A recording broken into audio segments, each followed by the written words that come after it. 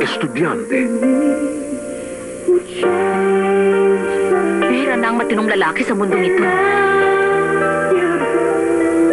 Ang musmus na kamalayay, maagang pinukaw ng mapanuksong kapaligiran. Ayoko na. Umuwi na tayo. At lahat, sinubukan mo. Mas masarap ang buhay. Samantha Lopez, ang eksperto. Kung ano-anong kalaswan na inaatupag niyan sa Manila, para bang pinagmamalaki pa niyang kanyang kalandian. Bakit hindi ka nalang mag-enjoy? Mag-enjoy ng ano? At si Gary Estrada, ang mala-Adonis na Adan, tampulang ng pagpapantasya. Huwag! Anong wag? Ito naman gusto mo, diba? Magpasalamat kang at may isang matinong lalaki nagpapakita ng interes sa'yo. Nagbukas ng pintuan sa mundo ng karanasan.